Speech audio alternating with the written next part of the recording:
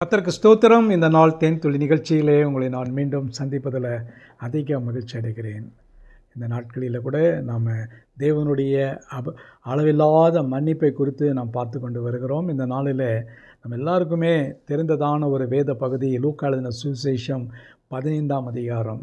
அதில் தகப்பனுடைய அன்பை குறித்து மிக அழகாக சொல்லுவார்கள். தகப்பனுடைய அளவு, ஃபாதர்ஸ் லவ் என்று.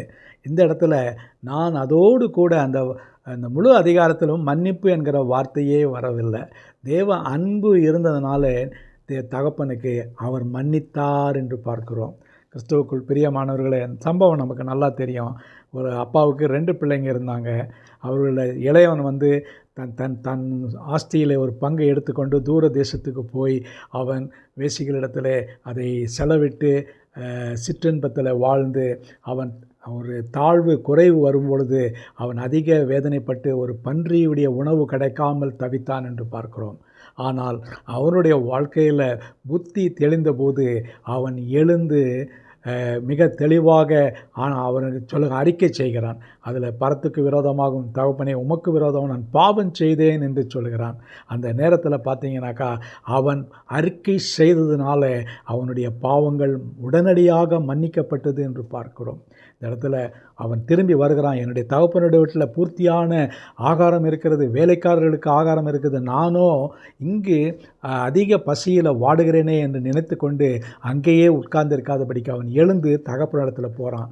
தகப்பன் அவனை தூரத்தில் பார்க்கும் பொழுது அவன் மீது உள்ளதான இரக்கத்தினால அன்பினால் ஓடி வந்து அவனுடைய அழுக்கான நிலையையும் உடையையும் அதை கண்டு கொள்ளாமல் அவனை அரவணைத்தான், ஏற்றுக்கொண்டான் என்று பார்க்குறோம். அந்த சம்பவம் நமக்கு எல்லாம் மீதியான காரியங்கள் தெரியும்.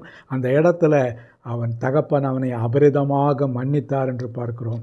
தேவன் நம்மீது வைத்த அன்பினாலே நம்மையும் மன்னித்தது போல அந்த நாளிலே பார்க்கும் பொழுது அந்த தகப்பன் தன்னுடைய இளைய குமாரனை சொந்த குமாரனாக மீண்டும் சேர்த்து கொண்டார் என்று பார்க்கிறோம். ஆகவே கிறிஸ்துவுக்குள் பிரியமானவர்களே, அந்த தகப்பனுடைய தேவ அன்பு நமக்குள்ளாக இந்த இடத்துல காணப்படுகிறது. அவர் நம்மையும் நம்முடைய பிள்ளைகளைப் போல நேசிக்கிறார். நம்முடைய நிலைமை அந்த கெட்ட குமாரனைப் போலவே, இளைய குமாரனைப் போலவே நம்ம அழுக்கான நிலையில் இருந்தோம். நம்முடைய அழுக்கான பாவ வாழ்க்கை தேவனுக்கும் நமக்கும் இடையே ஒரு கிட்ட வர முடியாத நிலையில் இருந்தது. ஆனால் தேவன் வந்தார். இயேசு வந்து உங்களுக்கும் எனக்குமாக சிலுவையிலே இரத்தத்தை சிந்தி பாவ மன்னிப்பாகிய மீட்பை கொடுத்தார். இதன் மூலமாக இன்றைக்கி கிறிஸ்தவ உலகம் முழுவதிலும் நம்முடைய முழு உலகத்திலுமே இந்த பாவ மன்னிப்பின் நிச்சயத்தை, ரட்சிப்பை பெற்றுக்கொண்டவர்களாய் காணப்படுகிறோம். அவர் நாமத்திலே அவரை ஏற்றுக்கொண்டவர்கள் எத்தனை பேரோ அத்தனை பேரும் அவருடைய பிள்ளைகளாகும்படி அவர்களுக்கு அதிகாரம் கொடுத்தார் என்று யோவான் 1:12 சொன்னது போல நாம் இன்றைக்கு பாவ மன்னிப்பை பெற்றுக்கொண்டதுனாலே அவருடைய பிள்ளைகளாக காணுகிறோம். ஆகவே இது எவ்வளோ பெரிய ஸ்லாக்கியம். கிறிஸ்துவுக்குள் பிரியமானவர்களே, இதை இந்த லெந்து காலத்திலே உணர்வோமா? ஆண்டவரே, என்னுடைய பாவத்தை மன்னித்தீர், ஆகவே நானும் மற்றவருடைய பாவத்தை மன்னிக்கவும் அவர்களையும் நீர் என்னை ஏற்றுக்கொண்டது போல நாங்களும் ஏற்றுக்கொள்ள எங்களுக்கு உதவி செய்யுங்க.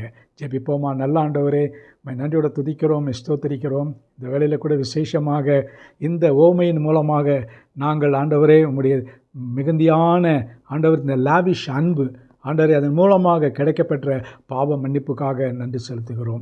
ஆண்டவரே, நீரும் ஆண்டவரே எங்களுடைய பெரிய தகப்பனாக இருந்து எங்களை மன்னித்ததற்காக ஸ்தோத்திரம். ஆசீர்வதிங்க, வழிநடத்திடுங்க. மீட்பர் இயேசுவின் நாமத்தில் ஜெபிக்கிறேன் நல்ல பிதாவே, ஆமீன், ஆமீன். கர்த்தர் உங்களை ஆசீர்வதிப்பாராக.